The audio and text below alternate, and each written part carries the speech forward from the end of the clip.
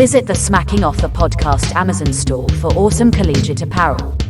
And help to support the podcast by making a purchase. Go to smackology.life/Amazon.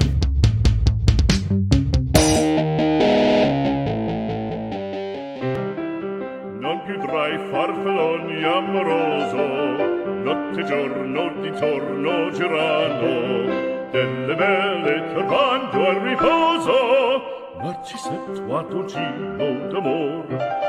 Delle belle turbando al riposo, Narcisetto a Tocino d'amor. Welcome, college football fans, to another weekly installment of Congratulations, you lost. And your team is accidentally. Please welcome our resident psychology ST Timothy Bailey. I'm going to start out out west in the Pac-12 with Mario Cristobal. Oh, yeah. So the Oregon Ducks, I'm just going to be flat honest with you. I felt like their victory over Ohio State was very fluky and would not happen if they played a second time or a third time or a fourth time, or you get the idea.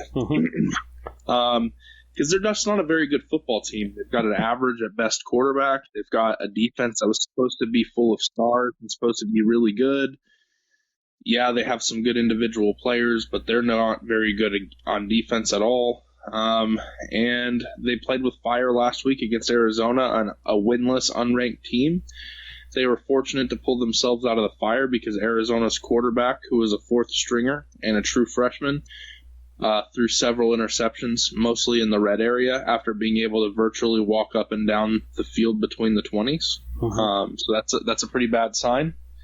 And the game was close with 7 minutes to play, even though the score ended up indicating something different for those who didn't stay up late and watch. But anyway, you lose the game here to Stanford.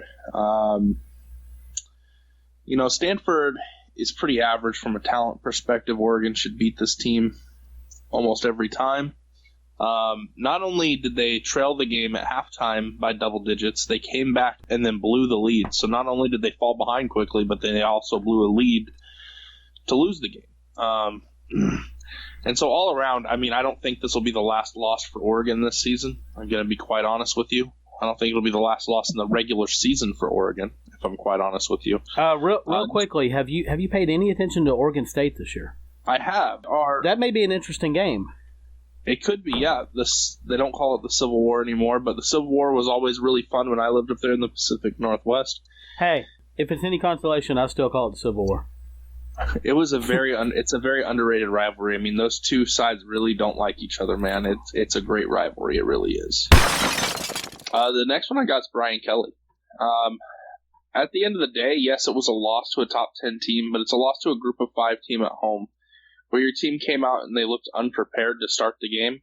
They trailed the game 17-0 at halftime, throwing a red zone interception. You tried 3 different quarterbacks. Overall, it's a really uncomfortable loss for Notre Dame because it was very clear when the second half began that Notre Dame had just simply put themselves into too deep of a hole, even though they were the better team.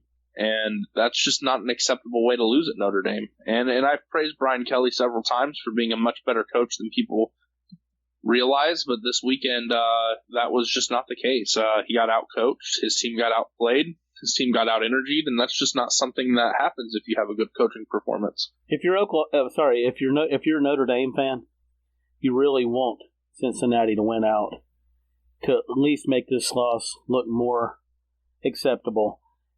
I guess if Cincinnati wins out and they end up toying with or actually getting into the CFP, then Notre Dame they'll be able to hold their head up a little bit better about this. But if they end up screwing around and losing to maybe an SMU or something like that, then Notre Dame's going to be kicking themselves in the ass. Well, what you're going to want, if you're a Notre Dame fan and you want a CFP berth, what you want is probably them to lose to SMU in their conference championship game, and SMU to have a loss or two on their resume is probably what you root for if you want to get into the college football playoff. I'm going to tell you, as far as like a group of 5 team getting in, and I don't know, a lot of people consider BYU a Power 5, but if they win out, it's going to be hard to keep them out of the top 4 because of their schedule. I mean, they really scheduled a lot of Power 5 opponents. Yeah, Cincinnati, you have to have the formula that Houston had a couple years ago. They weren't able to capitalize, but they did beat Oklahoma and Louisville when they had Lamar Jackson. Mm-hmm. Had they not screwed around so much in American play, they probably would have made the playoff themselves in that year. That was 2016. At the end of the day, I don't believe Cincinnati's the best team in that conference, but if they do win out, I think it would be hard to keep them out. Even if BYU also wins out? That becomes more interesting. I don't know what they do with BYU's schedule's not as good, unfortunately, for BYU. It's not like they're scared or anything, but all the Power 5 opponents they've played this year are just not very good. At no fault of their own, but it is what it is.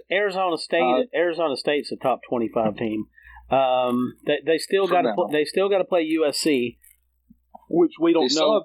They have to go to Waco to play Baylor. That's probably not a win for them. And they also have Virginia left on their schedule. Yep. And they have traveled to USC on the last week of the season. And they have BYU this week, but they have them at home. They're probably not going to run the table. But now that I re-look at this, if they do run the table, they're probably in. Yep. I don't know what you're going to do, but especially if Arizona adds to their resume by winning the Pac-12, which is very possible. I'm going to have to go into Frenzy and find my post. I posted something about this before the season kicked off and got a lot of laughter out of it, talking about how they're really not fucking around when it comes to scheduling. And they never have. Last year, Their schedule was bad because of COVID. All their games got canceled. Yep. But, they've never been one that was afraid to go anywhere. And so it's very fitting that they get to join a Power 5 conference here in a couple of years. They've deserved that for a long time. They have a great atmosphere, a great tradition, a national following, And honestly, look at the way they're scheduling. You schedule a game against Arizona. It's not their fault Arizona isn't good. They're typically not a doormat like this. They schedule against Utah, their rival. Schedule a game against Arizona State. They schedule a game against Boise State, a game against Baylor, a game against Virginia, an up-and-comer in the ACC, and a game against USC. They're not scared. I'm going to have to go with Oletio because, you know how people make fun of Oklahoma for not winning a national championship since 2000 because it's been a long time? Yep. Well, do you want to know how long it's been since the last time Auburn had won a game in Tiger Stadium? 1999, I believe. 1999. Yep. And it wasn't even a great Auburn team either. No, there are 21-year-olds that had never seen Auburn win. There are people old enough to drink who have never seen Auburn until yesterday win in that stadium. Yep. Seriously. And they play there every other season, so it's not like it's just some rare occurrence. This isn't a great Auburn. It's not a bad Auburn team. Certainly they're not bad, and I think Harson's a better coach than a lot of us wanted to admit before the season started. Certainly a better coach than Ed Orgeron. Okay, but I would agree. You build a 13-0 lead at home in an environment where your opponent has never won. These guys that are on this roster, none of them have ever seen Auburn win in this stadium. None of the players on the roster at Auburn have ever seen anyone wearing the same uniform they are win in that stadium. They're down 13-0. You have your crowd into it, and, you just fall apart down the stretch and lose. There's really no excuse for a loss like that. When you have the talent that LSU has. Certainly LSU is not a world beater this year, but they have probably the best wide receiver in the SEC right now in Keyshawn Boutte. They've got arguably the first or second team all SEC quarterback in Max Johnson. They've got 4- and 5-star talent all over the field. They've got Elias Ricks, the number 1 defensive back from a couple seasons ago. How are you losing a game to a team that needed a complete miracle to beat Georgia Southern? Georgia State. Georgia State, same fucking difference. Let's be honest. Georgia Southern's probably better. Probably, actually, yes. Um, You need the refs to interfere, and then you need TJ Finley to run around like a chicken with his head cut off, throw one up, and then get caught on 4th and 7 for a touchdown. Who they had to bench their quarterback, and that same quarterback that got benched took it as a challenge, obviously, and good on Bo Nix for having the right mindset about that, because it's not easy to do, get benched, get called on, and then just ball out like that. I'll give him some credit for that, but that's not a good look if you're LSU. I mean, what are you doing? how do you feel about their trip to Lexington this week? I do think this is a good opportunity for LSU to bounce back. I think there's a good chance LSU does bounce back for a multitude of reasons. One, the talent is roughly a wash, but it slightly favors to LSU because Kentucky is a very talented team. Okay, here's the thing that it comes down to: you are probably never going to have the formula of running the football against Kentucky anyway, so you're going to have to throw. Max Johnson will probably be the best offensive player on the field, not named Kayshon Boutte. You know that Kentucky, their game all season they want to win is the one against Florida. They just came off that win. I expect a little bit of a letdown. And LSU, Orgeron's going to be coaching for his job. His players, those guys don't want to lose. So you know that they're going to be up after the way they lost this last week. Mm-hmm. I honestly think LSU probably wins that game. But it wouldn't surprise me, obviously, if LSU lost again.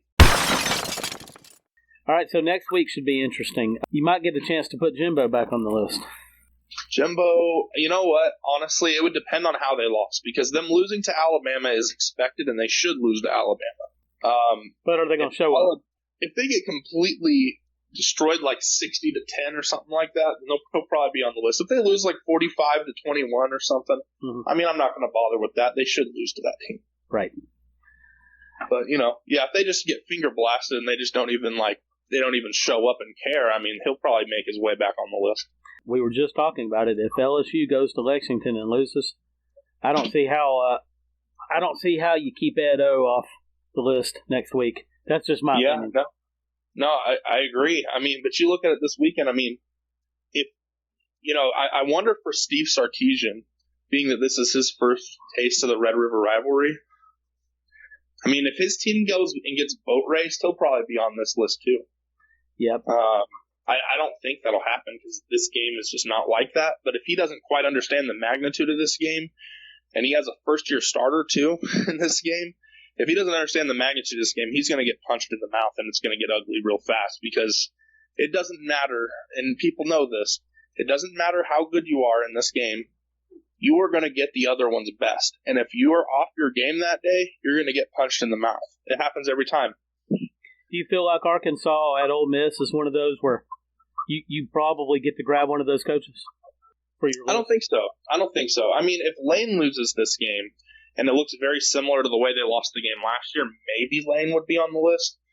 But Sam Pittman's ahead of schedule, okay? Like, he beat Texas. He shouldn't have beaten Texas, let's be honest. Texas beat themselves, more or less, by starting the wrong quarterback and not being prepared, in my opinion. But Sam Pittman's ahead of schedule. Sam Pittman doesn't have to win another game this year, in my opinion. That win against Texas is enough to cement that his programs are moving in the right direction. He can lose the rest of them. He's not going to lose the rest of them.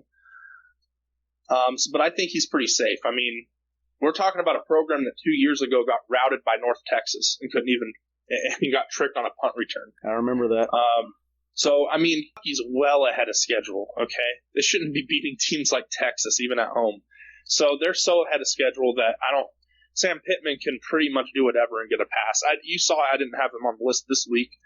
I expected Georgia to run over Arkansas. And they did not disappoint you. No, they didn't. Now, I thought Arkansas might have covered the spread potentially because all they would really need against an offense like Georgia's, it's like 14 points. Yep. And if they had scored 14 points and not gotten a field goal block or a punt block, they might have been on there. But they didn't. At the end of the day, though, they shouldn't have.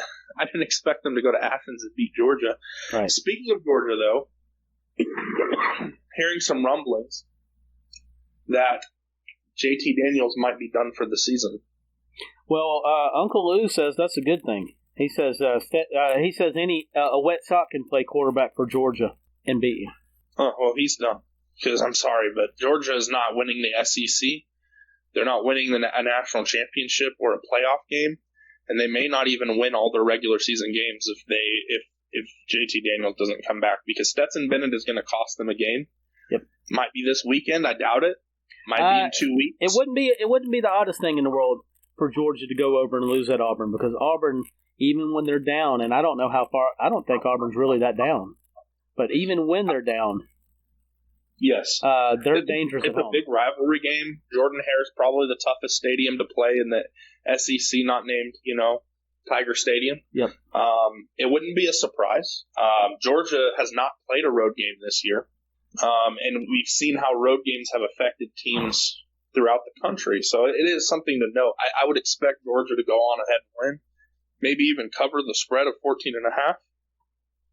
But it wouldn't surprise me at all if Auburn won that game. And I don't think Auburn's very good, but, I mean, the way this college football season's going, if you think Auburn's defense is worth a lick at all, I think Auburn has the potential. They've definitely got the potential to go out and do what they did against Georgia State. Problem for Georgia is they're not going to do that against Georgia. No. This is a big game for Harsin. This is a forgive all. I mean, if Harsin wins this game this weekend, and then he struggles against everybody else, even Bama, he's going to have this in his back pocket and say, look at this, boys. Yep. That's his signature win for this year if it happens. Correct. Yeah. Now, again, I don't foresee that happening, but honestly, Harsin, not a bad coach. If Auburn's defense can contain the run, which I think is possible, because I like Georgia's running attack. I don't love it though. I don't think it's elite. I don't think it's great. I think it's good. You don't think it's as good as the Georgia folks think it is? Hell no. They have they don't have a star running back. They have 3 good running backs. Right. I mean, that's not great running. I mean, that's not elite running. That's not I'll get this no matter what kind of running. Yeah, I got you. All right. I'll talk to you next week, Tim. Yes, sir. Bye-bye.